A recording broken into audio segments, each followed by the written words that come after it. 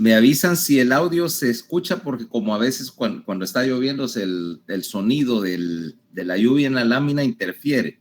Ahorita no está lloviendo, supongo que el audio está bien, pero me dicen si empieza, como ha estado lloviendo, si al llover se interfiere con la transmisión del micrófono de la computadora. Me pongo un ¿cómo se llama? Un headset, ¿ok? Entonces, hoy seguimos pues con la parte de la circulación, y ayer estábamos hablando un poco de la determinación de la presión arterial,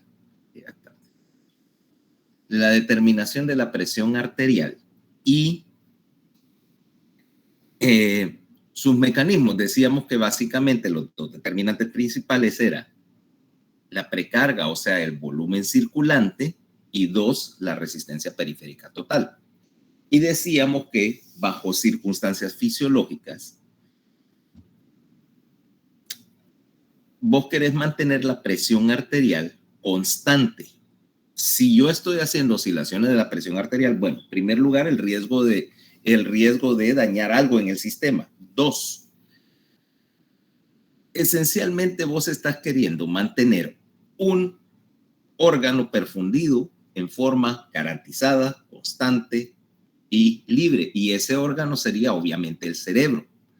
Ahora, de lo que hablábamos ayer, de que es cierto que yo puedo controlar el flujo sanguíneo local haciendo vasoconstricción y vasodilatación en las arteriolas. Pero hay un problema con la circulación cerebral, y es que las arteriolas cerebrales no tienen mucha capacidad para hacer vasoconstricción. Por lo tanto, yo no puedo cerrar el flujo a regiones específicas del cerebro en manera importante.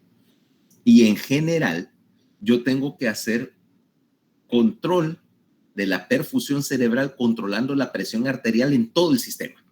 ¿Ok? O sea, si la presión arterial, por ejemplo, en un lecho intestinal sube, yo puedo cerrar los vasos para limitar la entrada de sangre, limitar la presión y la perfusión, pero no lo puedo hacer en el cerebro. El único punto donde yo puedo controlar la presión que está entrando al cerebro es controlándolo a nivel cardíaco, a nivel de todo el sistema, para mantener un flujo sanguíneo cerebral que ya describimos en días pasados, que se mantenga dentro de ese valor entre 50 y 65 mililitros por 100 gramos minuto, en la forma más constante posible.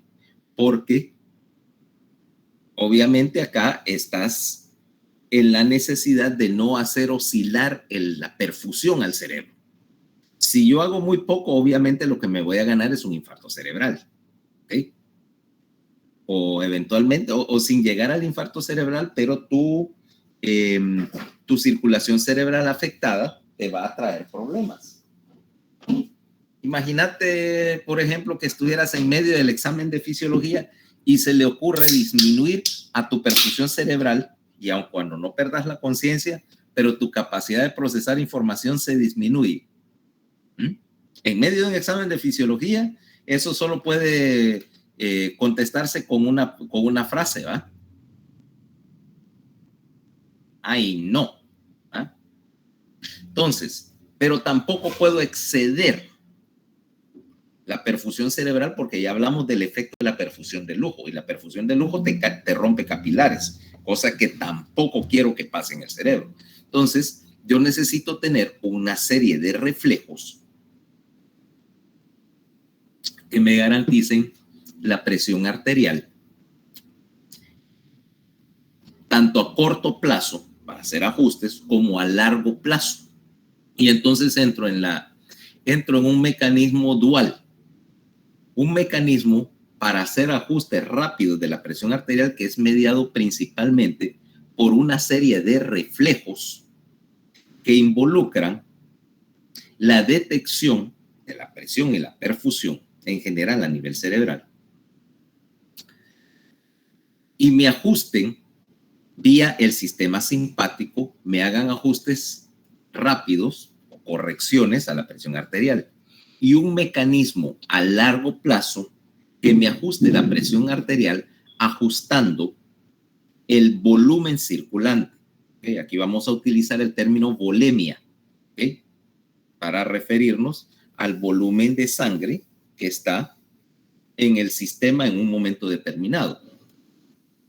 Ajustar la volemia es un mecanismo mucho más eficiente para controlar la presión arterial porque estoy trabajando sobre la precarga, no sobre la resistencia periférica. Pero obviamente yo no puedo ajustar el volumen circulante en plazo de segundos, ¿okay? Necesitaría algún tiempo para hacer los ajustes y enviar las respectivas señales neurales o químicas al riñón para que me haga las correcciones. Entonces, ¿a dónde caemos? Empecemos por las correcciones a corto plazo. Y aquí tenemos, obviamente, la idea de que el sistema simpático me va a hacer esas correcciones y en menor grado el parasimpático. Generalmente, cuando estás hablando de ajustes sobre el sistema cardiovascular, el sistema simpático tiene mucho más influencia que el sistema parasimpático. ¿En qué sentido me refiero con esto? De que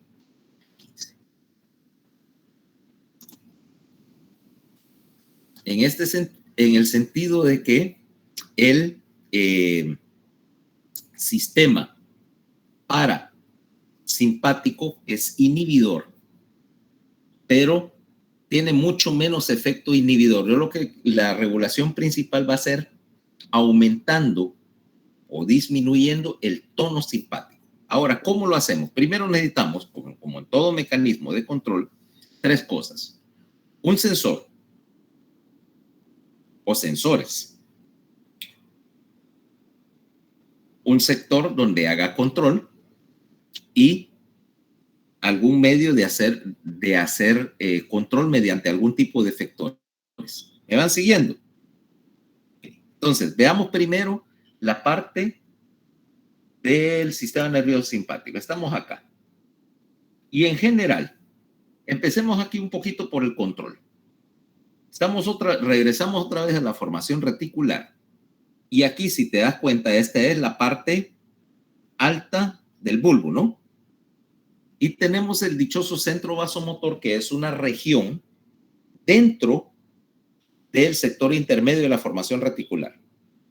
Ahora, en este sector vasomotor, yo voy a tener tres grupos de neuronas. Un sector vasoconstrictor, un sector en la línea media que vamos a decir inhibidor y un sector vasodilatador. Estas tres señales van a enviar, estos tres grupos van a enviar señales de control a dos regiones. Uno es por vía de la formación reticular a la cadena simpática torácica.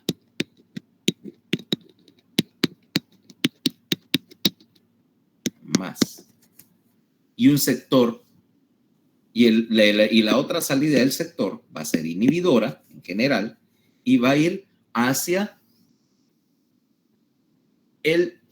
la columna parasimpática. Y ahí la columna parasimpática implica el núcleo más grande de la columna parasimpática, o sea, de la columna eferente visceral general. ¿Y cuál núcleo es ese? A ver.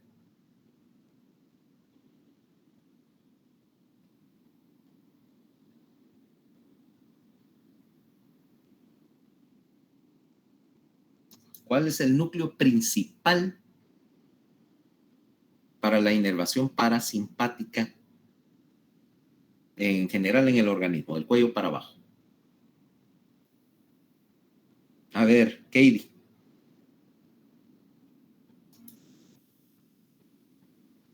Ah, no, Katie. Sí, Katie, ahí está. Nada. Judith. Columna parasimpático, columna eferente visceral. A ver, ¿cuál es el núcleo más grande ahí del sistema? El que me va a controlar todo acá.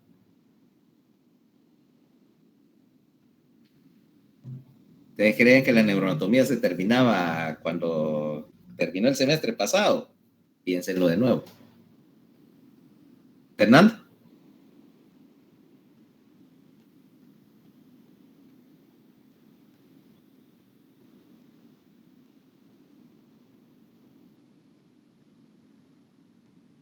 En serio, ninguno de ustedes me puede decir cuáles son los núcleos de la columna eferente visceral general. Núcleo dorsal. Dorsal del Vago. Del vago, exacto. Entonces, envía señales, fíjate, volvemos a donde estábamos.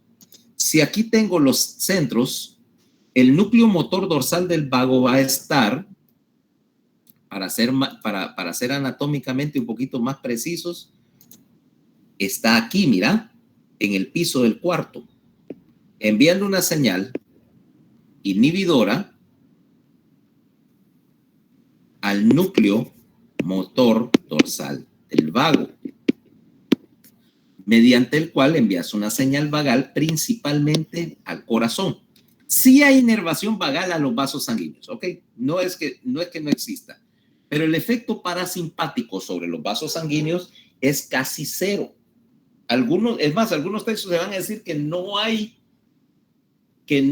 efecto parasimpático en la mayoría de los vasos sanguíneos, lo cual no es cierto, ¿va? Conste. Pero realmente la principal inervación de los vasos sanguíneos es simpática, utilizando norepi. Ahora, esta norepi va a tener efecto diferente sobre diferentes vasos sanguíneos, ya lo sabemos, ¿va? ¿Por qué? Porque tenemos receptores para los vasos sanguíneos. Aquí tenemos receptores alfa 1 en los vasos sanguíneos sistémicos, y esos alfa 1 tienen efectos diferentes, y alfa 2 en los vasos pulmonares, ¿ok? Ahora, el corazón va a tener dos tipos de inervación, tiene alfa 1 y tiene beta 1, ¿ok? ¿Por qué? Ya veremos qué tiene que ver la diferencia entre alfa y beta aquí. Ahora, básicamente, la mayor parte del efecto que tenemos es simpático, en donde la norepinefrina, norepi, me causa vasoconstricción. Ahora, tomemos el caso básico de cómo mantener la presión arterial. Acordate que yo tengo que vencer la resistencia periférica, y si yo no tengo una señal vasoconstrictora, los vasos naturalmente se van a dilatar, el músculo se relaja y la presión se va a hacer. Ahora, yo tengo que caer en un mecanismo para detectar cuando la presión arterial está cayendo. O sea, necesito una serie de sensores. El primer grupo de sensores lo vas a tener en el encéfalo mismo, donde diferentes regiones del encéfalo, la corteza orbital, la corteza temporal, el cíngulo, la formación reticular en sí, ¿okay?, y el tallo, me están detectando la perfusión. Si la perfusión cae, implicando que la presión arterial y el riego sanguíneo cayeron, cualquiera de estos sectores me van a establecer una señal que activa al centro vasomotor. Para ser más específicos, me va a activar este grupo de neuronas,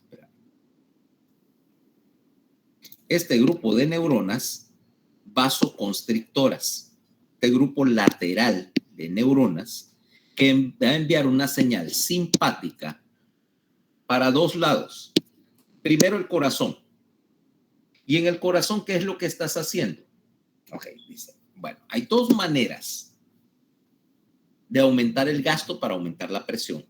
El primero va a ser aumentar la contractilidad. Acordate que el músculo cardíaco era regulable, ¿no?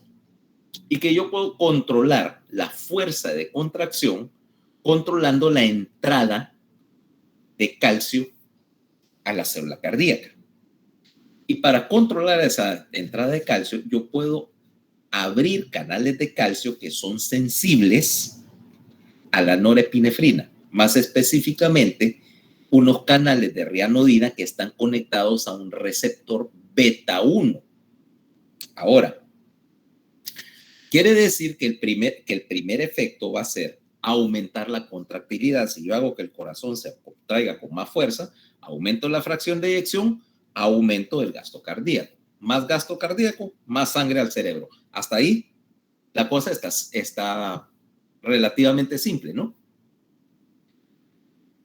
Es más, este mecanismo puede ser activado no solamente por un esfuerzo físico, también el aumento de la actividad cerebral. Vaya, por ejemplo, te pongo a resolver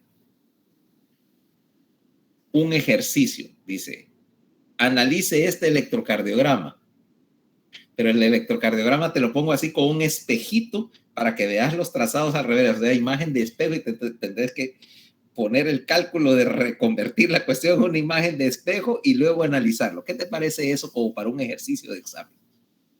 Para aumentarte el flujo sanguíneo cerebral. Muy bueno, ¿no? Ya sé que alguien ya sabía que iba a salir el ay no en el baile, ¿va?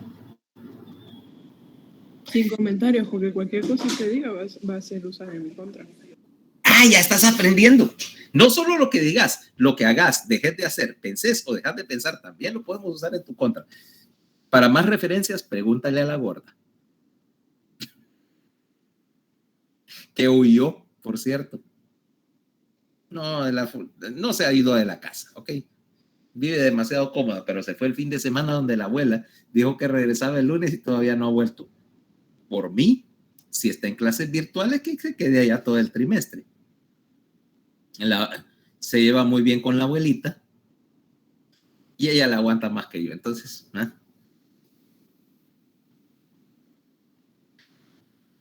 Pero volviendo al asunto, te das cuenta, si yo te pongo un ejercicio, te puedes imaginar un ejercicio de esos como aumentador del metabolismo cerebral, ¿correcto?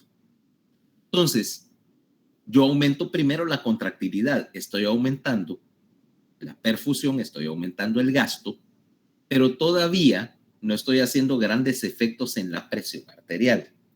Ahora, el segundo efecto de la perfusión cerebral disminuida va a ser que mientras más norepinefrina estés liberando de esta manera, ¿okay?, vas a empezar a tener lo que llamamos un efecto diferencial sobre la estimulación simpática. El problema es que vos me dirías, bueno, ¿cuál es la diferencia? Acá es porque tengo dos tipos de receptores. Tengo un receptor alfa y tengo un receptor beta, ¿no? Entonces, ¿qué tiene que ver el hecho de que tenga dos receptores cuando podría usar uno? En términos de la sensibilidad del receptor a la norepinefrina. A ver, esta vez no le voy a preguntar a Fernanda, ya la he molestado bastante esta semana. Mañana la molesto más, pero hoy no. Judith, ¿cuál es la diferencia en la sensibilidad entre alfa y beta? ¿Que uno es más rápido que el otro? Es más sensible, de hecho. Por lo tanto, ¿qué tiene que ver eso con la dosis de norepinefrina? Uno va a necesitar menos dosis para actuar que el otro. Exactamente. Y el receptor beta necesita menos norepinefrina que el receptor alfa.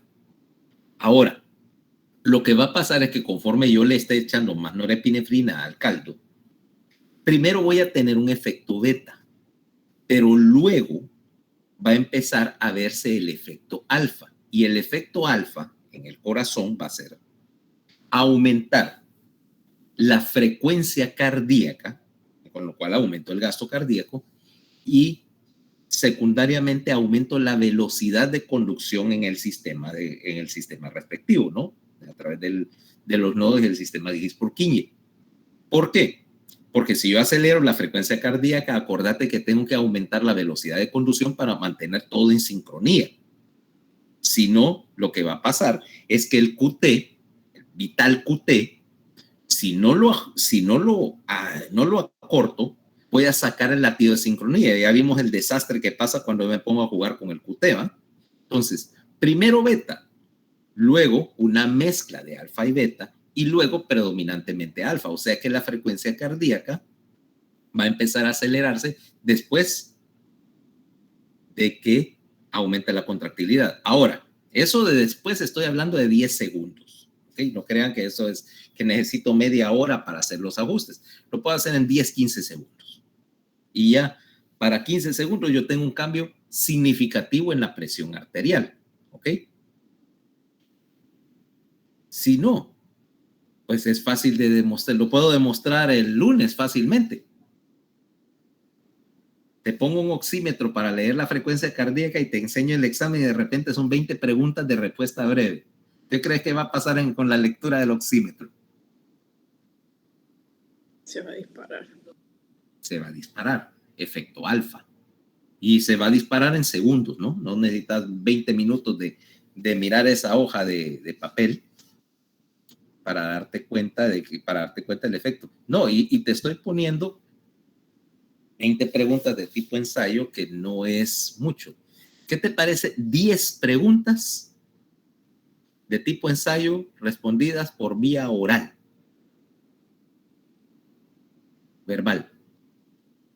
Ahí tenemos un síncope vasodepresor. ¿Sabías que así son los exámenes en otras latitudes? Sí. Ok. Y la gente sobrevive a ellos. Con una terna examinadora y un examen de eso. Fíjate que un estudiante que que sabe lo suyo, te puede salir de ese examen en 30 minutos con honores. Lo único que ahí tenés que tener dos cosas, no solo conocer, sino saberte expresar. Y eso es una habilidad también para el médico, saberse expresar en forma clara y precisa. Y es una habilidad que desgraciadamente aquí en la facultad no estamos desarrollando. Sí, pero no solamente es que sepa. Mira, hay mucha gente que, digo, colegas, ¿va? Que es muy bueno, saben mucho, saben lo que están haciendo, pero que tienen problemas manejando pacientes porque no le pueden explicar a los pacientes qué es lo que tienen, qué es lo que deben hacer y cuál es el pronóstico, cuál es la ruta. Entonces, la gente no les entiende, ¿verdad? La gente sencillamente no les entiende, y si vos no llegas a un entendimiento con el paciente, el tratamiento no funciona. Entonces, parte de las habilidades que aquí todavía no estamos desarrollando, pero que deberíamos. Ok, pero me salgo del asunto. Ahora, una vez que hiciste efecto alfa, el siguiente paso va a ser que, estamos hablando siempre de segundos, le envías una señal, ahora periférica, alfa también, a los vasos sistémicos, donde vas a hacer constricción de las arterias, en particular las arteriolas y los vasos de resistencia, y aumentas la resistencia periférica. Cuando yo aumento la resistencia periférica, aumento la presión arterial. ¿Ok? Aumento la presión arterial.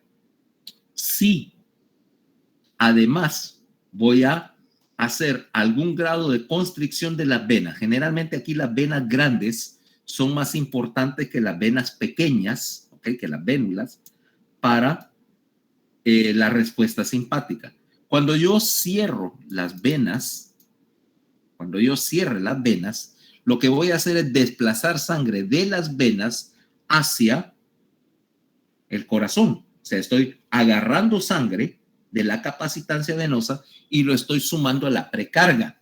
Si yo sumo la precarga, subo la presión arterial a corto plazo. El problema es que yo no puedo mantener por horas este mecanismo. O sea, me funciona en segundos, pero no lo puedo mantener todo el día. Ahora, ese es un mecanismo. Estoy regulando la presión arterial, controlando la perfusión al cerebro. Pero también necesito un mecanismo contrario, un mecanismo mediante el cual yo esté disminuyendo la presión arterial cuando no necesito que esté elevada o cuando está, de hecho, más elevada de lo que me conviene. Ahora, ¿cómo lo voy a hacer? Necesito un juego de ¿cómo se llama? de receptores ahora que me detecten cuando la presión arterial es más alta de lo que yo quiero. Acordate que regular no solamente es en sentido positivo. Entonces ahora vengo y tengo un juego de receptores, los baroreceptores. Fíjate bien, aquí tengo un grupo de sensores en lo que llamamos el seno carotídeo. En la bifurcación de las carótidas, yo voy a tener un grupo de células sensibles a la presión. Cuando la presión en la carótida aumenta, o sea, gradiente de presión, lo que llamamos la presión transmural, o sea, en la carótida lo que va a hacer es distender la carótida, ¿ok? Yo mando una onda de presión, la carótida se quiere estirar. Resultado, estos baroreceptores me están detectando que la carótida se está tratando de dilatar en respuesta a un pulso de presión y envían una señal a través de unos nerviecitos finitos que llaman el nervio de Hering. Nervios de Hering, porque hay más de uno. Hay otro juego de receptores de presión similar que está en el callado y en la porción ascendente de la aorta. Tanto este como este me están detectando que la presión sube y me envían una señal a través de los nervios de Hering hacia dos sitios. Uno es al glosofaringio, ¿ok? El cuerpo carotídeo me envía señal al glosofaringio, los baroreceptores en la aorta a través del vago. Esta señal va a estimular al sector cardioinhibidor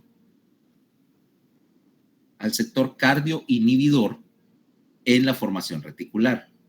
Y este sector cardioinhibidor me va a enviar una señal al vago, una señal mediada por acetilcolina, específicamente receptores M2. Uy, ese 2 quedó feísimo, ¿eh? Estoy tratando de usar el mouse. ¿Para qué? No sé. Receptores M2. Ahora, quiere decir, aumento presión,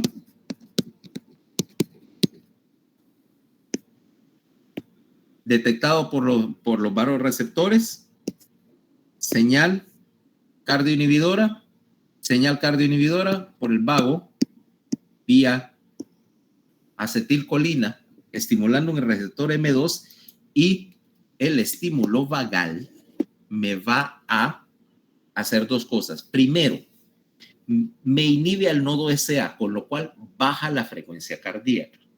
Dos, me inhibe el influjo de calcio, ¿ok?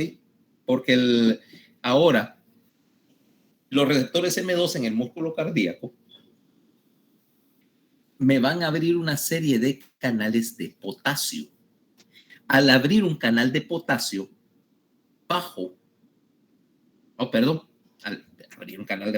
cerrar un canal de potasio, con lo cual hiperpolarizo la célula y disminuye la entrada de calcio. Acuérdate que en una célula hiperpolarizada no entra calcio. Resultado, bajo la contractilidad. Resultado, cuando algo me estimule por exceso de presión a los baroreceptores, lo que voy a hacer es bajar el gasto cardíaco, bajando tanto la contractilidad como bajando la frecuencia cardíaca. De hecho, uno de los mecanismos que a veces uno tiene para bajar la frecuencia cardíaca en forma rápida es masajear el cuerpo carotídeo. Si yo vengo acá, busco la carótida, por acá está el seno carotídeo, busco más o menos a la altura de este pliegue, C5, ahí está la bifurcación carotídea. Yo empiezo a masajear la carótida, haciendo presión sobre los baroreceptores, y eso me baja la frecuencia cardíaca. Ese es un mecanismo para terminar algunas taquicardias por reentrada, ¿ok? Ahora, si lo vas a hacer son unos 15, 20 minutos de masaje. No te voy a dar los específicos. No vaya a ser que se te ocurra intentarlo en vos mismo. ¿Por qué? En primer lugar, si lo van a hacer, tienen que saber dos cosas. Solo se masajea uno y si no baja la taquicardia, masajean el otro. Nunca se masajean los dos senos, los dos cuerpos carotídeos a la vez, porque le pueden mandar una frecuencia de 20 por minuto y un bloqueo cardíaco al individuo, ¿va? O peor aún, si el paciente tiene un seno carotídeo hipersensible, que es una condición, lo pueden mandar una parada cardíaca. Ok, solo me recuerdo de unas cosas que uno ve cuando era estudiante de medicina. Para que veas, hay gente que tiene un seno carotídeo tan sensible que la presión a veces del cuello o el roce les causa bradicardia, hipotensión y entonces literalmente se marean con la corbata. ¿Qué te parece eso? Y un caso de algo que, bueno, afortunadamente ya no lo hacemos. Yo no te voy a decir que lo que te voy a contar no era divertido, pero definitivamente no es correcto de hacer. Cuando yo estaba en cuarto año, ahí en San Felipe, tenían una señora, una viejita, que tenía un seno carotídeo hipersensible, ingresada. No me recuerdo ni por qué. Pero el problema era que llegaban y entonces ibas pasando visita con tu maestro de semiología. Miren, esta señora que tiene un seno carotídeo hipersensible, que no sé qué, el más mínimo estímulo le baja la frecuencia cardíaca y le baja y pierde la conciencia, pero básicamente le baja la presión a cero. De veras, doctor, sí, vean, plum, la viejita. Entonces la viejita se despertaba toda groggy, ¿verdad? Después de que le había bajado la presión solo por hacerle así. Prueben ustedes, ¿ok? La clase de cosas que realmente no hay que hacer, pero bueno, para que veas, ese es un caso extremo, ¿va? La señora solo tenía que tocarle el seno carotídeo y le bajaba la frecuencia como a 20 por minuto, ¿ok? Para que veas qué tan potente es ese reflejo para inhibir al centro vasomotor, ¿ok? La señora literalmente cayó en una bradicardia extrema. Y te digo, no lo debes hacer en primer lugar porque no es correcto andar desmayando pacientes. Segundo, porque corrías un riesgo de que en una de esas le podías mandar un stroke a la señora, ¿va? Pero bueno, hace 30 y pico de años no éramos tan conscientes de no hacer burradas con los pacientes. Ok, pero bueno, entonces, el punto es que tenés ahora un mecanismo a corto plazo para cardio inhibir, para bajar la frecuencia cardíaca jugando con los vasoreceptores. Estás haciendo. El otro punto es que si estimulas suficiente los vasoreceptores, también vas a enviar una señal a través del vago. Y esta señal vagal, también, si es suficientemente intensa, también voy a tener, bajo el efecto limitado, de hacer vasodilatación generalizada. ¿Ok? O sea, si yo estimulo suficiente al cuerpo carotídeo, no solamente bajé la actividad cardíaca, sino que hice vasodilatación generalizada. Y si dilato todos los vasos al mismo tiempo, lo que tengo es un síncope. Un síncope vasodepresor. En este caso es vasovagal, porque estás usando el vago como vía para eso. Pero es una variante del síncope vasodepresor. Le mandaste toda la sangre para la capacitancia venosa y le tiraste la presión arterial al sótano, ¿va? ¿Ok? No anden masajeando carótidas, por favor. A menos que sepan lo que hagan y tengan un sentido del humor tan torcido como el mío. ¿Va? Entonces, descenso reflejo de la presión arterial. ¿Ok? Ahora, mira qué es lo que pasa cuando yo cierro las carótidas.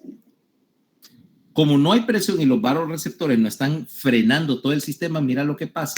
Al pinzar las carótidas, la presión arterial sube un montón. Y esta es la presión media, de un poco menos de 100, de 93 a 150 de un solo.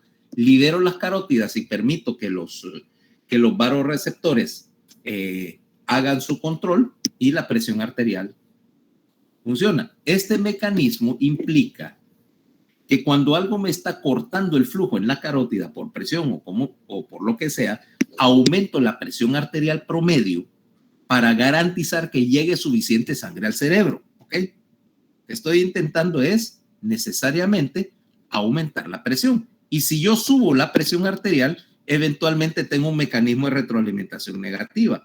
Aumento la velocidad de disparo de los nervios de Hering y por lo tanto vuelvo a bajar la presión. O sea que yo estoy tratando de mantener un sistema de retroalimentación negativa que me mantenga la presión arterial, mira, que me quite las oscilaciones y me mantenga una presión arterial promedio constante, ¿ok? Hacia arriba, hacia el cerebro. Y este mecanismo toma una fracción de segundo. Y es particularmente importante porque es el principal mecanismo que vas a tener para garantizar el control de la presión arterial con los cambios de postura, ¿ok? Vaya, por ejemplo, si yo estoy acostado,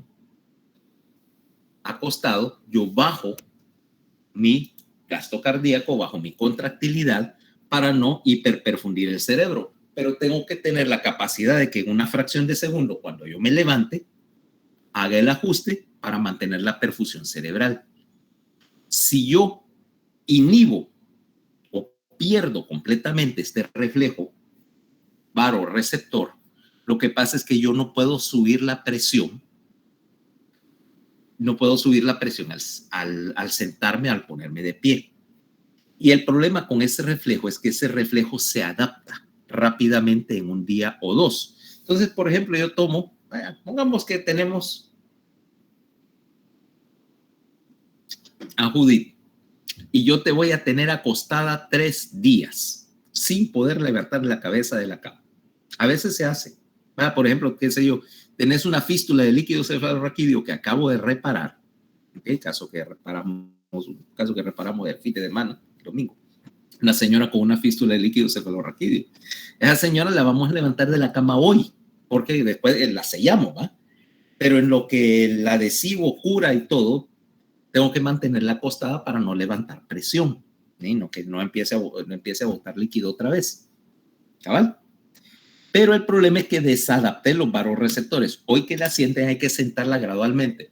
Si yo la tengo 3 días acostada y la levanto de un solo, no tiene el reflejo, no sube la presión y va de vuelta para abajo, ¿va? ¿Ok? Acuérdense, el paciente acostado muchos días, hay que levantarlo gradualmente para que el reflejo varoreceptor se adapte de nuevo. Clásico, no, que hay un montón de días acostado, no, siéntenlo, ya está bien, ya está operado, siéntenlo. Paciente, o peor aún, va a ir al paciente, levántenlo para ir al baño, que quiere ir al baño, da 2 pasos, reflejo vasodepresor, ¡fuácata! Paciente al suelo, ¿ok? Y pasa todos los días en el hospital porque se les olvida la fisiología. Entonces, ese reflejo ortostático, así se llama, es lo que me permite incluso hacer cosas como, por ejemplo, evitar que también haga hiperperfusión si, por ejemplo, pongo mi cabeza por debajo del nivel del corazón, si yo estoy agachado buscando algo en el piso, o si vamos a probar tus reflejos cambiando la fuerza gravitacional. Y entonces a Fernanda, por ejemplo, le regalamos un raitecito de media hora. ¿Ah? ¿Sabes lo que es el cometa del vómito, Fernanda? No, supongo que no. No, no sé. Es un avión de pasajeros grande, 707 o algo parecido, que le quitaron todos los asientos, le pusieron acolchamiento en todo el piso, y es lo que usan para entrenar a los astronautas. Pues hay unas maniobras que te hacen caer en 0 gravedad por unos segundos, ¿va? 20, 30 segundos de 0 gravedad, y una de las razones por las cuales te entrenan en 0 gravedad es para adaptar tus varoreceptores, porque vos estás acostumbrado a trabajar a gravedad regular, ¿va? La gravedad del planeta. Pero si estás en 0 gravedad, esos reflejos se desajustan. Entonces tenés cambios en la presión arterial y también te desorientas, te mareas y empezás a vomitar. Entonces a los astronautas los ponen con unas sesiones de práctica para que aprendan a controlar eso. Y, espérate, eso es lo bonito. Si tenés suerte, por cierto, es súper carísimo, ¿eh? Puedes alquilar Puedes alquilar una de esas misiones para vos probar la sensación de tener cero gravedad. Deporte extremo. ¿Ok? Y estás flotando así, como que flotando en cero gravedad sin tener que ir al espacio. ¿Te imaginas que eso está súper en demanda, va? Por no sé cuántos meses. Tenés que reservar con no sé cuántos meses de anticipación por 15 minutos de ingravidez y probablemente te vas a marear en el intento. Si tuviera plata me apuntaba, ¿va? Pues yo sé que no. Ahora, no es el único reflejo circulatorio que yo tengo, sino que también voy a tener un tercer mecanismo, un reflejo auricular. Ok. Ahora, sí, así como tengo un sensor que está reflejándome ¿cómo se llama? El estiramiento en la carótida, voy a tener un reflejo similar de volumen. Vamos a ver si lo tengo por acá. No tengo la ilustración. Voy a tener un reflejo similar de volumen. Déjame borrar acá para explicarte. En la aurícula derecha, yo tengo una serie de receptores de estiramiento. Acá. Estos receptores de estiramiento obviamente me van a detectar que cuando aumente el retorno venoso, o sea, aumente la precarga, la aurícula se distiende.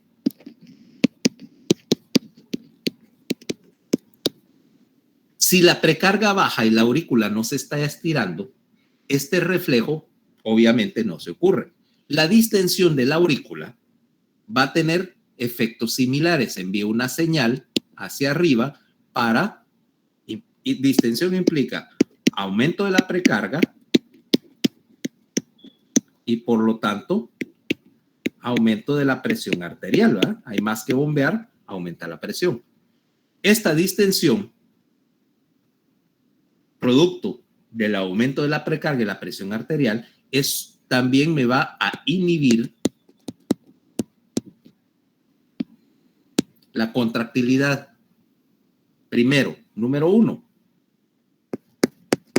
a corto plazo me va a inhibir la contractilidad. Y a mediano, a largo plazo, número 2, me va a estimular la secreción de una hormona, el péptido natriurético atrial. De esto vamos a hablar después, ¿ok?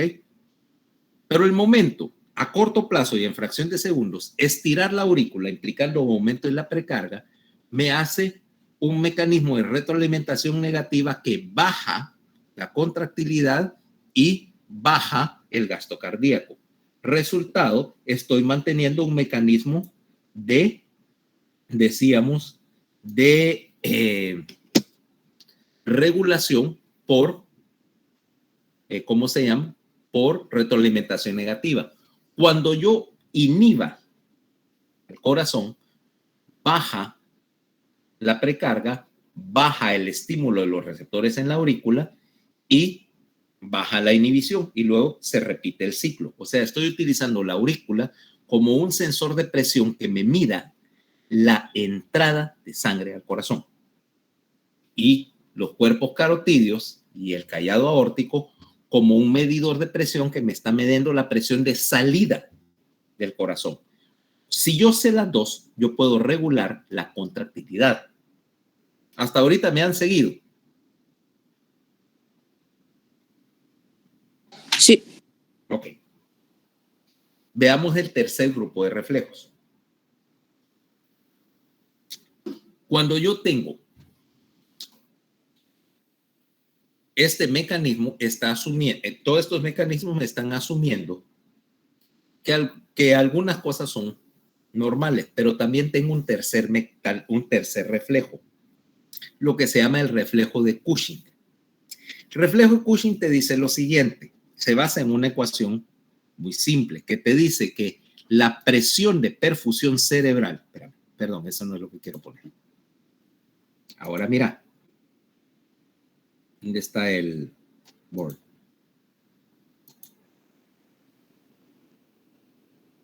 Permíteme un momentito que cargue la pizarra. Ahí. Empecemos por decir una cosa. Presión de perfusión cerebral. ¿Ok? ¿Qué es lo que me interesa? Mantener suficiente presión para garantizar riego a los lechos sanguíneos. Es igual a la presión arterial media menos la presión intracraneal. Quiere decir que cualquier cosa que me suba la presión intracraneal me disminuiría la perfusión al cerebro. ¿Cómo lo corrijo? Si aumenta la presión intracraneal, tengo que aumentar la presión arterial promedio. Esto es el reflejo de Cushing. Perdón. De Cushing. Descrito también por el mismísimo Harvey Cushing, que como te decía ayer, inventó el uso del esfigmomanómetro, la neurocirugía, la endocrinología y llenó de enanos su casa. En serio, este man, pero obviamente uno de las mentes geniales de medicina, uno de sus grandes trabajos, o sea, los dos grandes trabajos que hizo en neurocirugía, que básicamente introdujo, uno era la cirugía de los meningiomas, que es un tema súper interesante en términos de tumores cerebrales, ¿ok? Si se puede considerar, aunque suene impropio, mi tumor favorito, pues son como la niña del cuento, cuando son buenas son muy buenas, pero cuando son malas son terribles, ¿no? Y la otra era la endocrinología. Él hizo un montón de los trabajos iniciales sobre la hipófisis. Y en una época él estaba estudiando a los enanos hipofisarios versus los enanos dismórficos y todo. Y entonces la esposa andaba de vacaciones por Europa y este baboso, que tenía mucha plata, metió como 17 enanos a la casa porque lo estaba estudiando. Y entonces, como no tenía dónde alojarlos, los albergó en su casa. Cuando la señora llega de vacaciones de Europa, encuentra que este baboso le había llenado la casa de enanos. ¿Te imaginas que vos vengas y tus papás lleguen un día a la casa y se den cuenta que vos les invadiste la casa con pacientes que estás estudiando? ¿Qué te dirían? ¿Judith? ¿Te dirían algo tus padres ahí? Me corren con todos los pacientes. Ven que los papás muchas veces le matan la creatividad a uno. Lo que me preocupa es a veces algunas ideas creativas. Ayer Emilio me está diciendo esta. Papá, tenemos una hielera. Si le digo, ¿sabes que tenemos una hielera ahí atrás en la bodega? Entonces me dice, es que hablé con la directora así como conversando y con él y con toda la gente de la escuela y me dijeron que técnicamente no es ilegal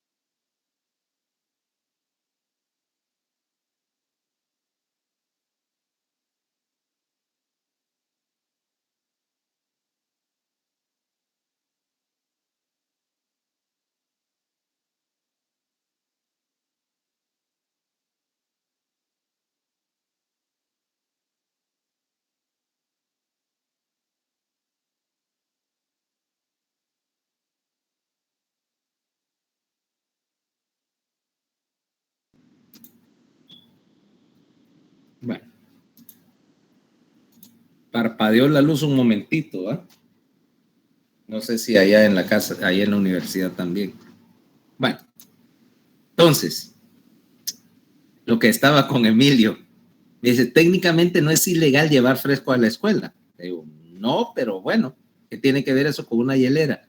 Y entonces la idea de él es que por WhatsApp o algo así va a vender refrescos y que quiere tener la hielera escondida en la, justo afuera de la puerta de la escuela porque según él no es ilegal vender frescos justo afuera del portón. Entonces que los compañeros le compren los refrescos y él los va de alguna manera en la mañana a llevar en su hielera, meter de alguna manera la hielera en el locker y clandestinamente estar vendiendo refrescos dentro de la escuela, dice. Y como ya averigüe que técnicamente no es ilegal distribuir refrescos, no me van a expulsar. ¿Qué te parece eso como una idea de negocios? Próximo Walter White. Todo un emprendedor. Sí, todo un emprendedor. Así empezó Walter White y Pablo Escobar. Le digo, sí, mira, yo te financio los refrescos, pero es tu problema ver cómo los metes a la escuela y cómo los llevas en la mañana.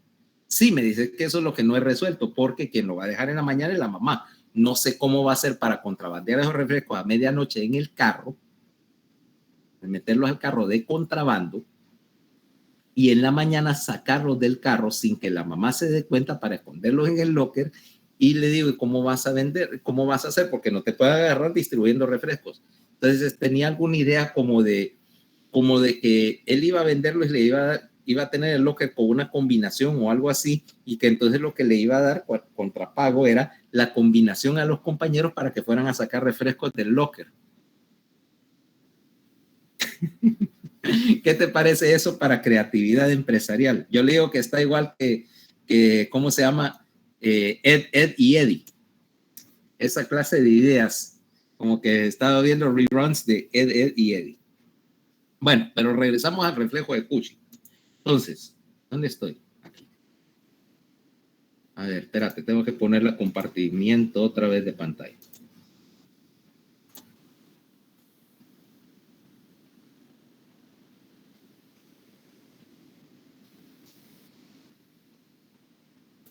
Ahí. Ok, déjame ver, estoy acá. Ahí está compartida la pantalla, por sí o no. Sí. Ok, entonces, lo que me está diciendo es que si yo tengo cualquier cosa que me aumente la presión intracraneal, el reflejo de Cushing implica que la disminución en la perfusión cerebral me va a estimular el centro vasomotor. Y el reflejo de Cushing consta de dos cosas. Primer lugar, implica elevación de la presión arterial, ¿ok? Para elevar la presión arterial media. Segundo, al mismo tiempo que estás estimulando la presión arterial, el reflejo asume, por la razón que sea, que una de las causas por las cuales la presión disminuyó es porque no ha llenado suficiente el ventrículo. Entonces, el reflejo de Cushing consta de otra cosa, disminución de la frecuencia cardíaca. Esta combinación de hipertensión con bradicardia es signo de que el reflejo está activo, es signo de elevación de la presión intracraneal, ¿ok? Cuando ustedes agarran y preguntan, bueno, ¿por qué los pacientes que se golpean la cabeza, dicen, ¿por qué es tan insistente de que le estemos monitoreando la frecuencia cardíaca? Y es porque una de las primeras manifestaciones de una hipertensión intracraneana mal controlada es que tener bradicardia. ¿Okay? Bradicardia que no es explicada por otra causa. Y generalmente si es un paciente que tiene 20 y pico de años y se golpeó la cabeza y está bradicárdico a 50, 55, probablemente lo que tenga es una masa en la cabeza o un cerebro inflamado o algo así. Entonces, este reflejo, como te decíamos, es porque estás tratando de controlar la presión, estás tratando de controlar la presión de perfusión cerebral. ¿Okay?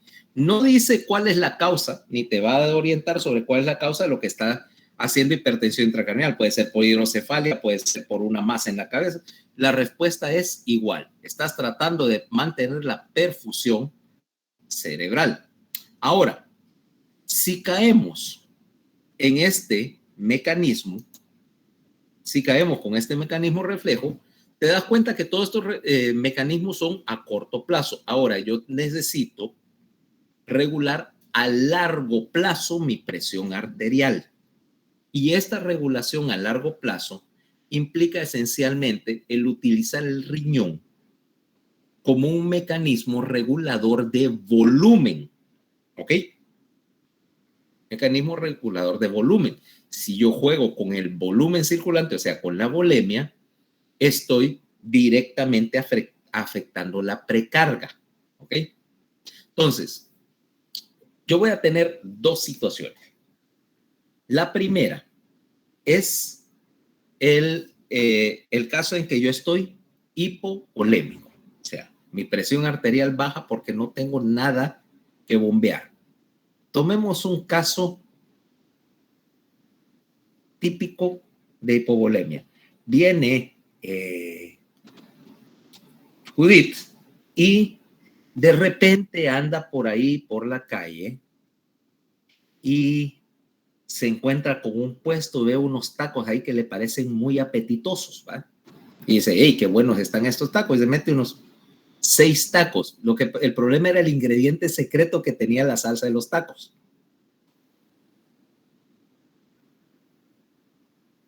Rotavirus, ¿ok? 6 horas después, vos estás con una bárbara infección de rotavirus y ya sabes qué te va a pasar toda la noche y dónde vas a estar toda la noche, ¿va? Sí. ¿Ah? Yo te dije que no comieras en la calle. Resultado, a la mañana siguiente estás bien deshidratada, o sea, deshidratada, bien deshidratada. Y tu volumen circulante es, al fin y al cabo, reflejo de tus líquidos corporales totales y disminuye. Ahora, en este momento, vamos a asumir que estás deshidratada, no al punto del choque circulatorio, porque eso ya es otra historia. Pero tu volumen circulante disminuyó. Si tu volumen circulante disminuyó, ahora necesitamos un mecanismo para detectar que el volumen circulante está bajo, o sea que necesitas de alguna manera capturar líquidos. Resultado, entra la detección con un sensor renal que me está midiendo la perfusión en el riñón. ¿Okay? Entra el aparato yuxtaglomerular del riñón. Vamos acá. ¿Dónde estoy? A ver si está por acá, el dibujito. No. Bueno, ya te lo voy a poner. Lo voy a tener que dibujar. Espera. Ahora, caigamos al riñón. Y tenemos lo siguiente. Tengo una arteriola aferente, ¿va? Tengo una salida, ¿va? Arteriola eferente. Y aquí tengo el penacho de capilares en el glomérulo, ¿correcto? El penacho. En negro está el glomérulo, el túbulo baja para acá y retorna. Acuérdate que este es el glomérulo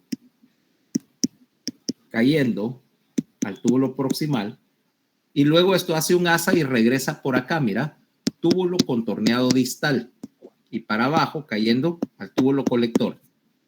¿Sí? En esta región, mira, en este espacio voy a tener un grupo de células en el túbulo contorneado distal, que es las células de lo que llamamos la mácula densa.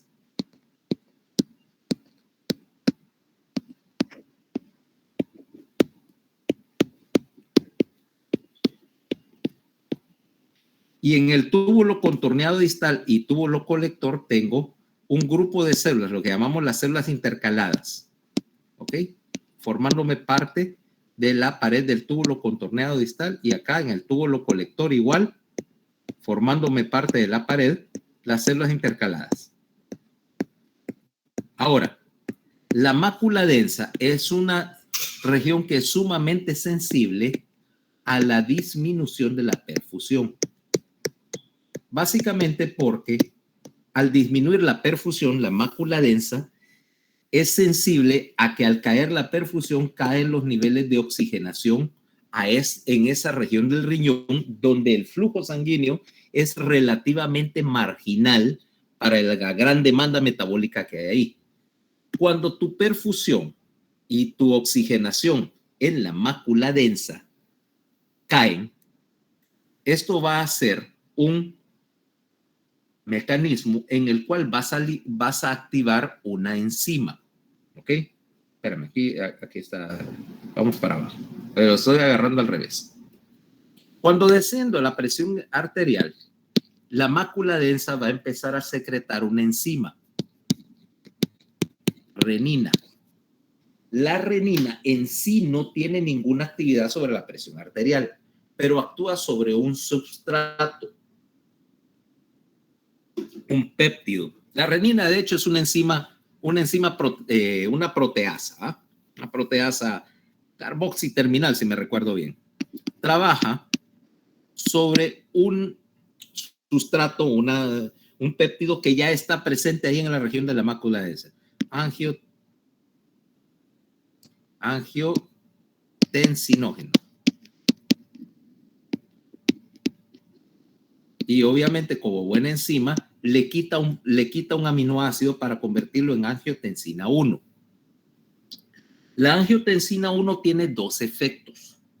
En primer lugar, esta angiotensina 1, bueno, para ponerlo así, tiene 10 aminoácidos. La angiotensina 1 tiene 9 aminoácidos. Le quita el aminoácido del extremo carboxi. La angiotensina 1 tiene dos efectos. Primero, me causa vasoconstricción de la arteriola eferente. Perdón, sí, de la arteriola eferente del riñón. Al cerrar la arteriola eferente, me va a aumentar la diferencia de presión entre la entrada y salida del riñón, con lo cual está regulando el flujo sanguíneo renal. 2. Esta angiotensina 1 también tiene algún efecto sobre los vasos periféricos, o sea, todas tus células, todas tus arteriolas y vasos de resistencia en todo el organismo tienen receptores para angiotensina 1. Entonces, cuando liberes angiotensina 1 a la circulación, lo que vas a hacer es cerrar los vasos sanguíneos, elevación inmediata de la presión arterial. Pero la angiotensina 1 no es un vasoconstrictor ni un modulador potente de la actividad vasopresora. Por lo tanto, esta angiotensina 1 circulante va a caer al pulmón. En el pulmón tenés una enzima, la convertasa pulmonar de angiotensina, que le quita otro aminoácido y ahora tenés un péptido de 8 aminoácidos que es angiotensina 2. La angiotensina 2 tiene dos efectos. Primero, es un vasoconstrictor potente. Al hacer vasoconstricción, aumentas la resistencia. Aquí vamos a poner acá. Aumenta la resistencia periférica, ¿va? Y por lo tanto, aumenta la presión arterial. Eso sería muy bien porque dado que es un mecanismo potente, esto me eleva la presión arterial rápidamente. Pero ese no es el principal mecanismo que yo tengo, sino que la angiotensina 2, una vez que llega a la corteza suprarrenal, me va a estimular la liberación de aldosterona. Ahora, la aldosterona trabaja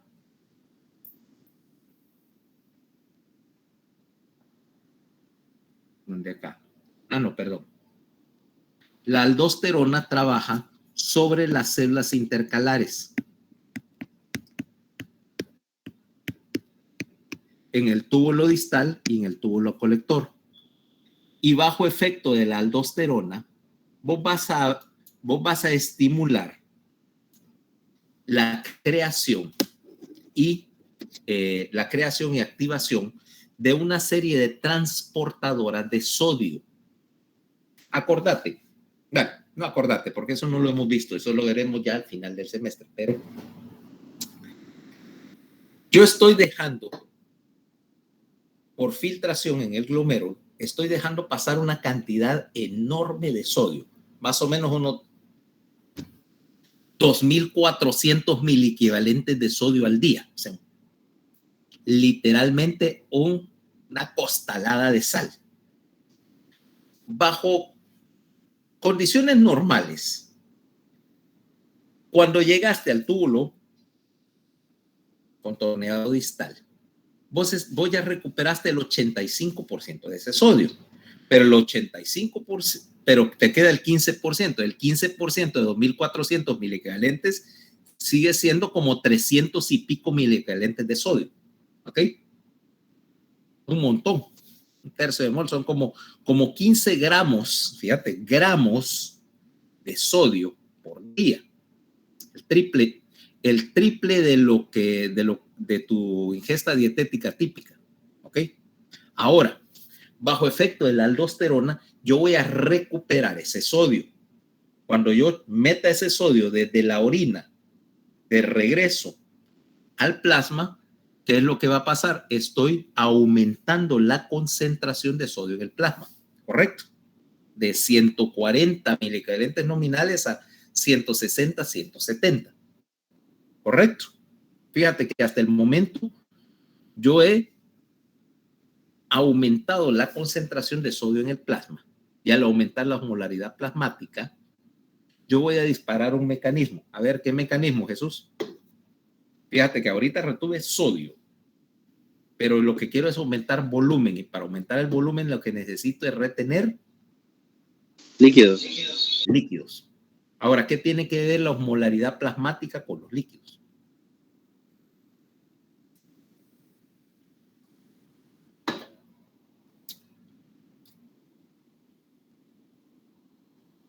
Entra el segundo mecanismo.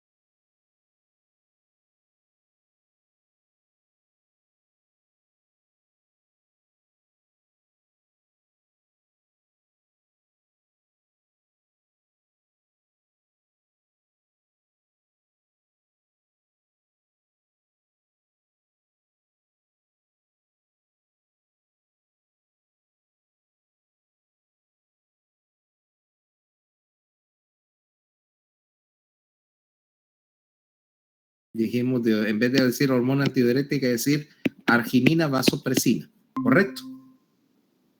que es el otro nombre para ella. Por lo tanto, estimula nuevamente al hacer las del túbulo contorneado distal y en particular las del túbulo colector a recuperar agua del riñón. ¿Por qué? Porque en ese momento, fíjate, si yo no tengo arginina vasopresina, si yo no tengo hormona antidiurética, yo estoy perdiendo estoy dejando pasar por ahí unos 15 litros de agua, de 12 a 15 litros de agua al día. Pero ahora yo estoy recuperando toda esa agua. La voy a recuperar hasta diluir el sodio otra vez a valores normales, con lo cual el efecto neto de todo esto, de la cascada de renina, angiotensina y aldosterona es primero retener sodio y luego empezar a recuperar agua para compensar todo ese sodio que yo retuve. Entonces retuve sodio, electrolitos y retuve agua. Con lo cual, al recuperar agua, aumenta la volemia. Cuando yo aumente la volemia, estoy jugando con la precarga. O sea que la cascada implica, vamos de nuevo,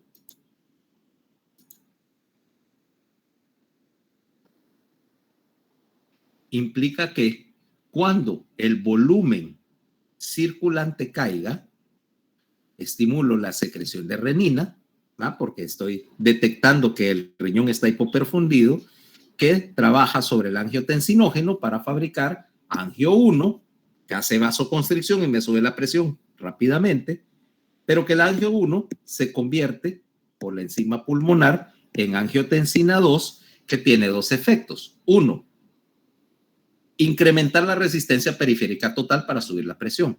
Segundo, aumentar la liberación de aldosterona que me retiene sodio, o sea, sal.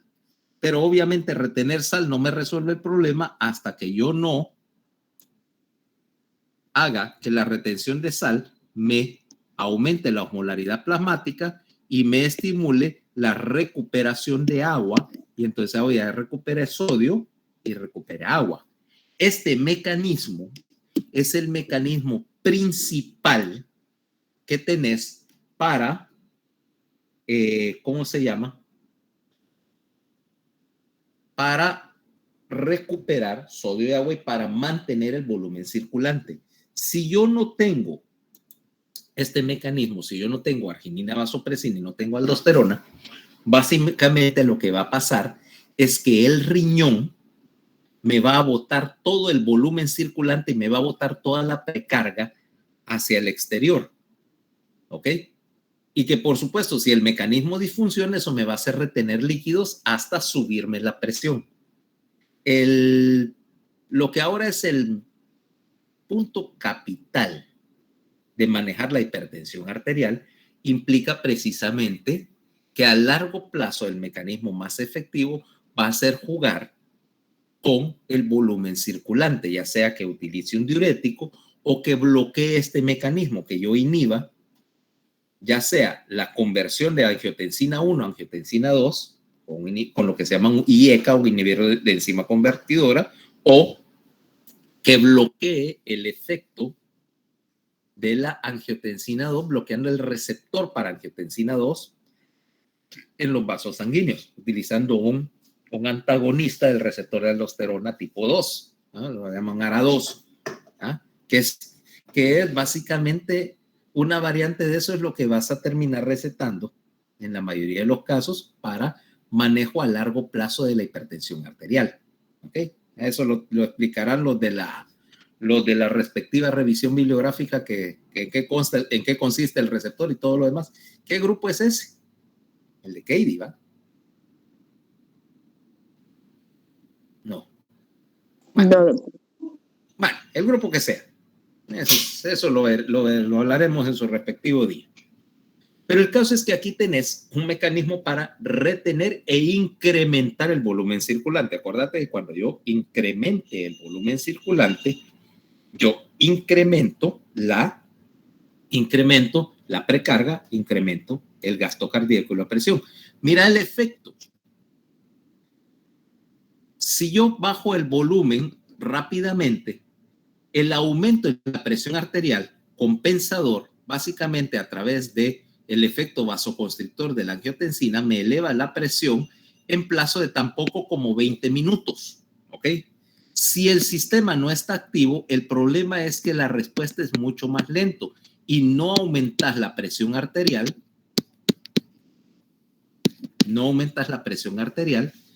porque no puedes responder a la disminución del volumen circulante, ¿ok? Por lo tanto, este mecanismo también me sirve como un sistema compensador para responder rápidamente a la pérdida de volumen. Aquí en este caso utilizaron una hemorragia, pero lo mismo funciona con pérdida de volumen de cualquier causa. Así como decíamos, por ejemplo, Judith con su incidente, el tristemente célebre incidente de la comida mexicana, básicamente lo que está haciendo es para mantener la presión arterial, haciendo vasoconstricción con angiotensina, por mientras el riñón, que le va a tomar algún tiempo, recupera agua y sodio. Ok, ahora, así como tengo un mecanismo, dime. Doctor, Ajá. ¿y en los pacientes que tienen algún tipo de insuficiencia renal o problemas renales, qué pasa? Generalmente en el ahora para allá voy. La mayoría de los pacientes renales lo que están es hipertensos. ¿Por qué? Porque en primer lugar tenés alguna alteración del control del volumen circulante. Ahora veamos qué es lo que pasa.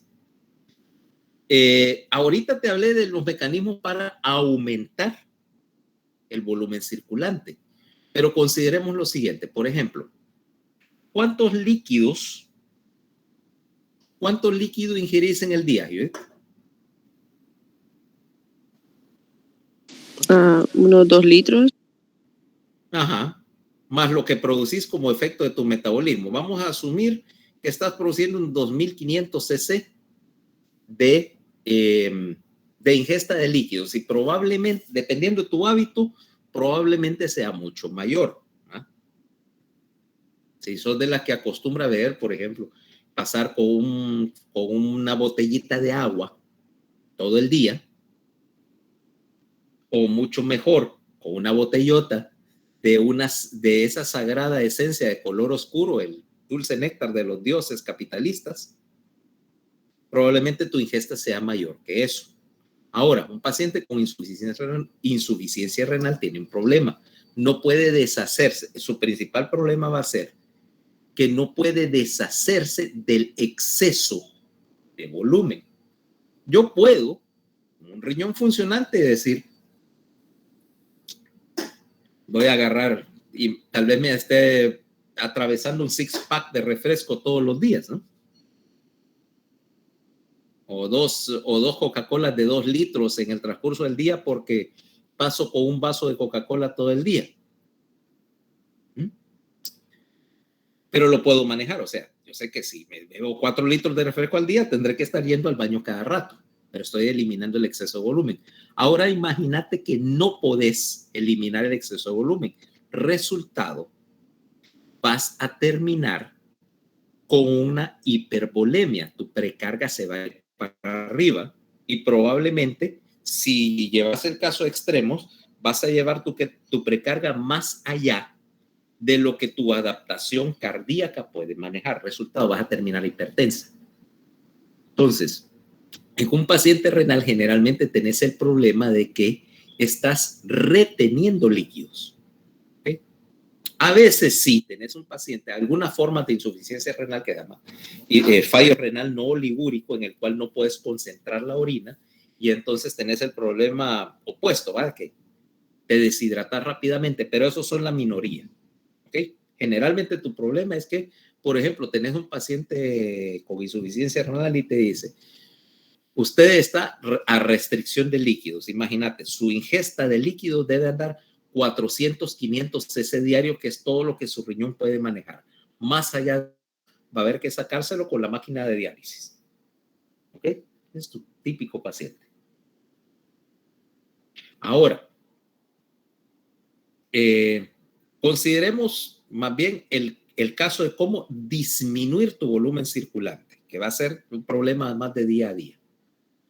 Viene, por ejemplo, y decíamos que vos estás ingiriendo 2.000, 2.500 cc diario. Eso es la mitad de tu volumen sanguíneo, ¿no?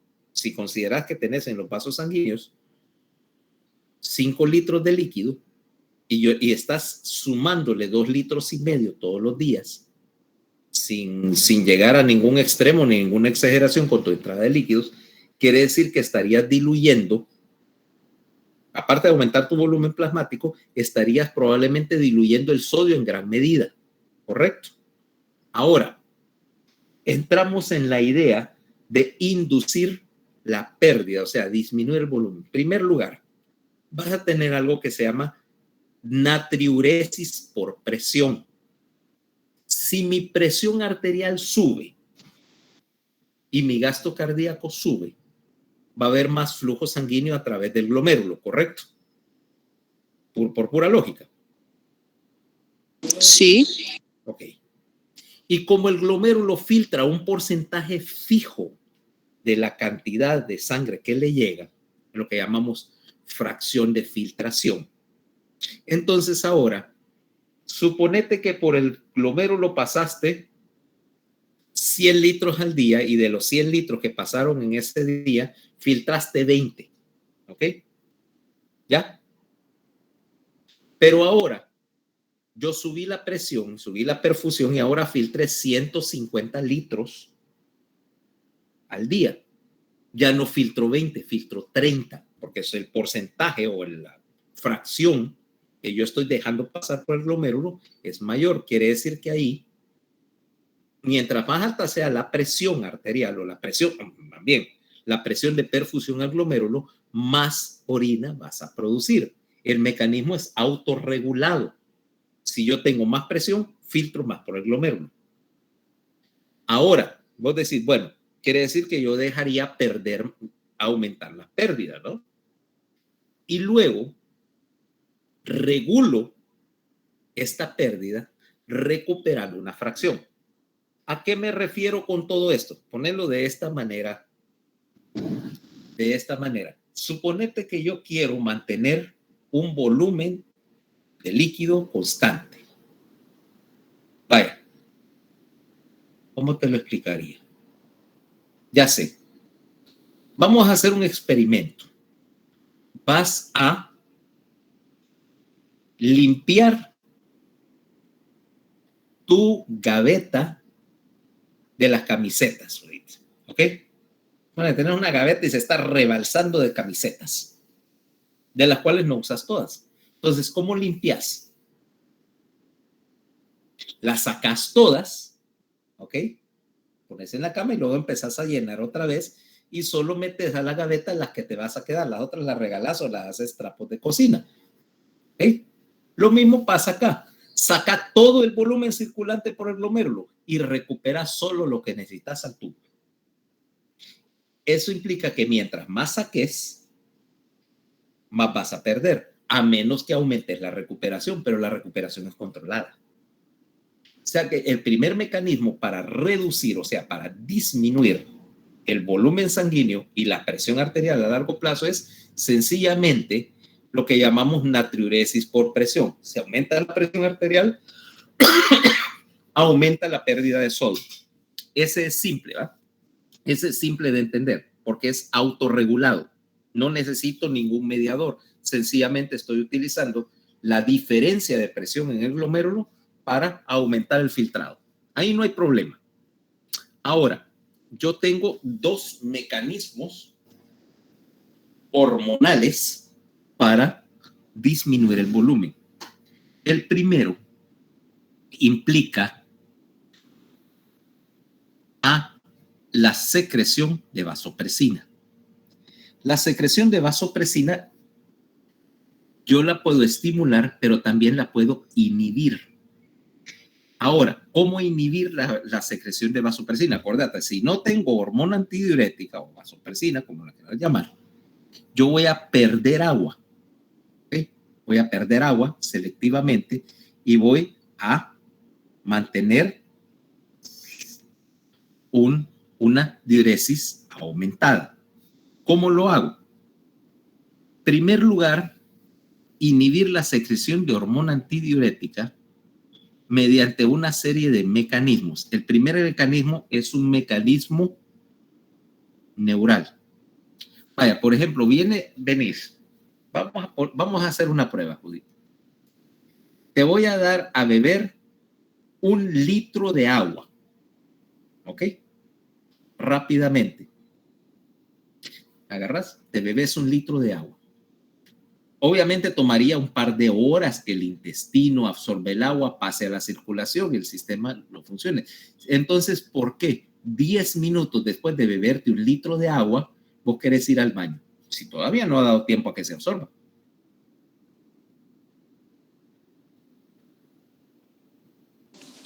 ¿Cómo, doctor?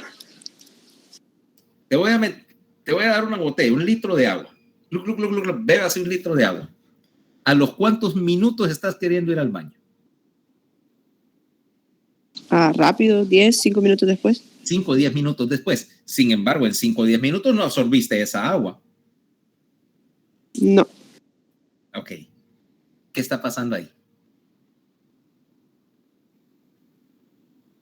Tenés una medida de que estás ingiriendo un gran volumen de agua, aparte de los estímulos sensoriales, vaya, cefálicos, el hecho de que conscientemente o extraconscientemente detectaste la presencia de líquidos, sino que además estás haciendo distensión del estómago, ¿eh? Por líquidos. Resultado, esa señal vagal, por cierto, va a llegar al tallo cerebral y estimula un mecanismo mediante el cual inhibís la producción de hormona antidiurética. Como sabes, vaya, como ya te diste cuenta que ingeriste un montón de agua, preventivamente aumentas la diuresis porque la distensión del tubo digestivo, particularmente con líquidos, te inhibe a la secreción de hormona antidiurética. Y la hormona antidiurética, la falta de ella trabaja súper rápido. ¿Por qué? Porque la presencia de hormona antidiurética lo que hace es abrirte una serie de canales para el agua en el túbulo colector, lo que llamamos acuaporinas 1 a 4.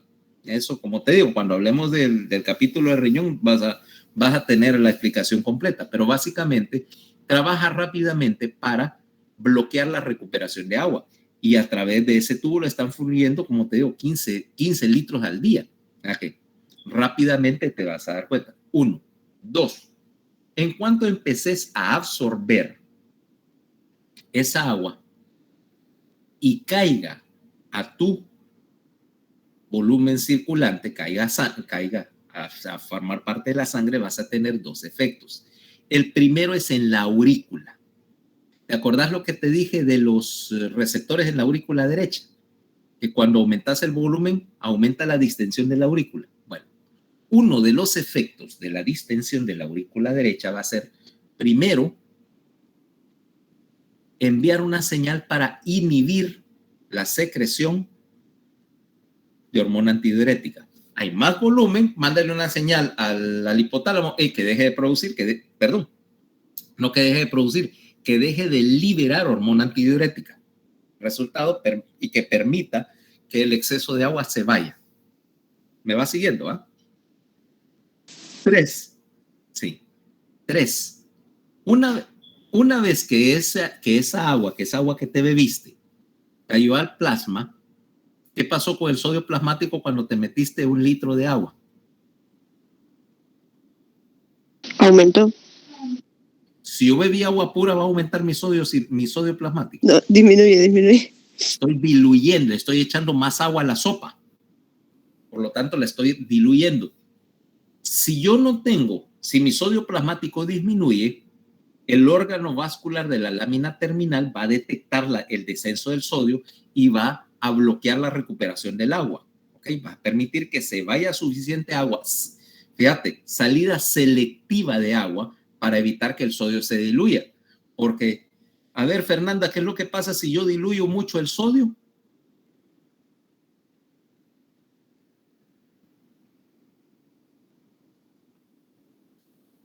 ¿Ok? ¿Qué es lo que te pasa cuando te diluyo mucho el sodio? Los canales musculares pueden sufrir daños. Y por diferencia osmótica, toda esa agua, ese exceso de agua va a ir a meterse a las células, ¿no? En particular a las neuronas, con la consecuencia de ¿qué? Me muero. Y feo. No es que te morís, es que te morís feo. Con una cefalea perra y en las convulsiones más horribles que vas a tener. Bueno, las primeras y últimas, pero te vas a morir. Entonces, el punto de todo esto es que yo estoy inhibiendo la secreción de hormona antidiurética, permitiendo que se escape agua y por lo tanto permitiendo que el volumen circulante baje. Estoy drenando el sistema. Pero no solo, hasta ahí llegamos. Primero, como te decía, distensión de la aurícula. 2, inhibición de la secreción de hormona antidiurética. 3, detección del descenso de sodio porque retuviste demasiada agua. 4, ese estiramiento de la aurícula también me va a hacer que un grupo de células en la aurícula me secreten un péptido. El péptido natriurético o atrial. Ahora, espérate. Ahora vamos a ver distensión de la aurícula. Estimula la secreción de péptido natriurético auricular, PNA, que a su vez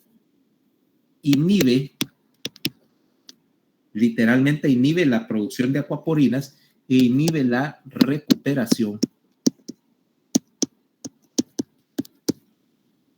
de agua, más, por ejemplo, natriurético, estimula la excreción de sodio. O sea que si el aumento del volumen hace que se distienda la aurícula produce el péptido natriurético auricular y el péptido natriurético auricular, en primer lugar, aumenta la excreción y luego inhibe la recuperación de sodio y agua, o sea, te fuerza diuresis, te hace orinar. Resultado, este es un mecanismo autorregulado mediante el cual el mismo corazón me está contribuyendo a regular la excreción del sodio. Y hay un segundo péptido que hace algo que tiene efectos parecidos. Cuando la perfusión cerebral y el volumen sanguíneo cerebral aumenta, o sea que estás generando una presión o un gradiente de presión cerebral muy alto, también liberas otro péptido similar, el péptido natriurético cerebral. El cerebro es capaz de regular parcialmente el volumen, estimulando la pérdida de sodio, más bien bloqueando su recuperación. De hecho, hay un trastorno, ese péptido natriurético cerebral es producido en el hipotálamo.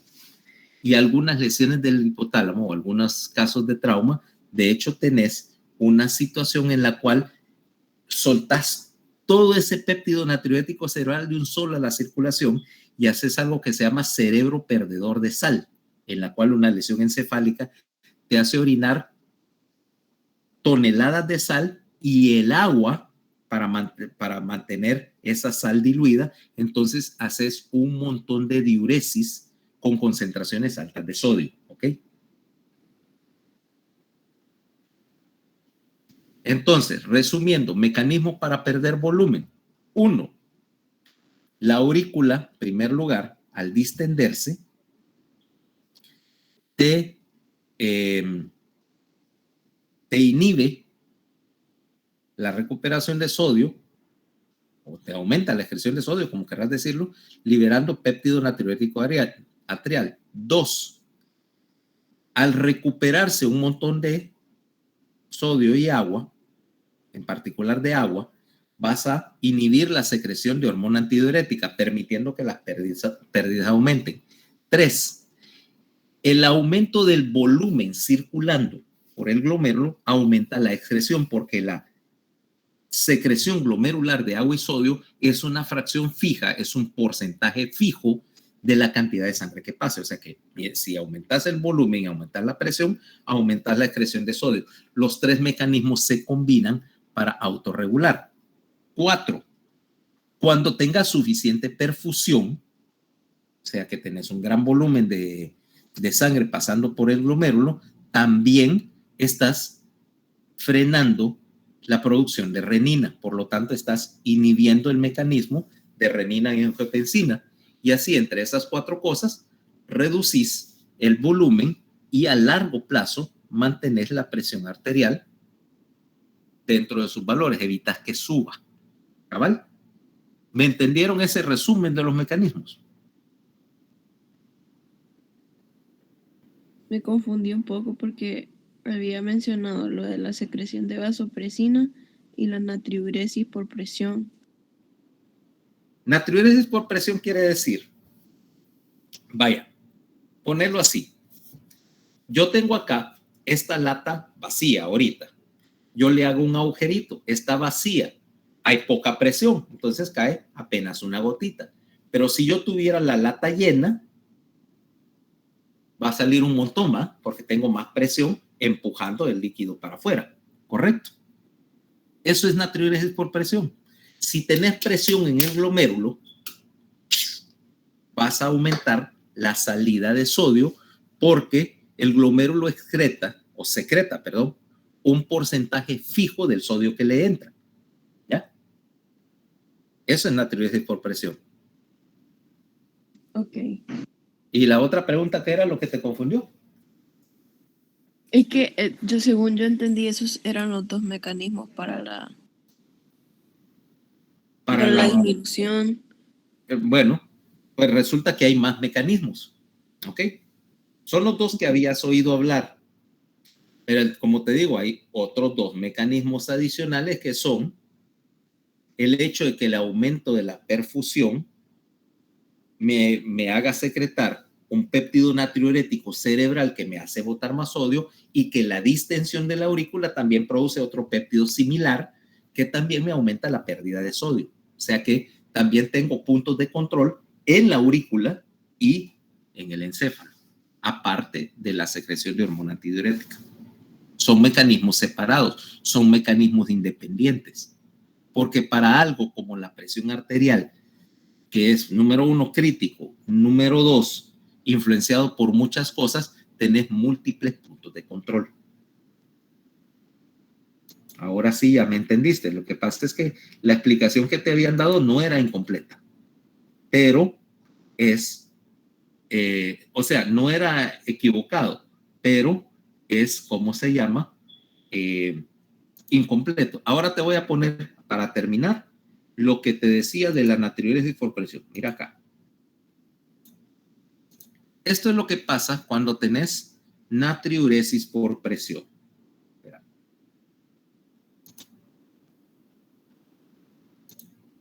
¿Ves aquí qué es lo que pasa? Aumento del volumen de líquido celular, le hace la volemia, ¿va?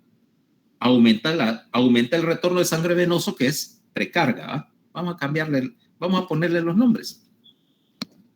Espera. Aumento de volemia. Aumenta la precarga. Aumenta el gasto cardíaco, ¿correcto? Aumenta el gasto cardíaco. Resultado, aumenta la presión arterial. Y como la presión arterial implica que la producción de orina es función de la presión arterial, aumenta la diuresis. En otras palabras, cada vez que aumentes el volumen, aumentas también la producción de orina, hasta que esto me hace nuevamente retroalimentación negativa. Mira que eso es positivo, positivo, positivo, pero al aumentar la diuresis haces retroalimentación negativa y mantenés un control del volumen circulante. O sea, es un mecanismo que tiende a buscar un punto de equilibrio. ¿Okay? Ahora sí ya me entendiste la idea.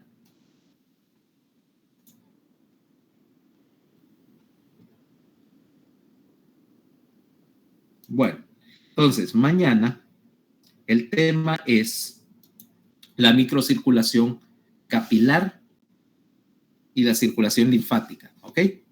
Preguntas hasta el momento con lo dicho. ¿No? Ok.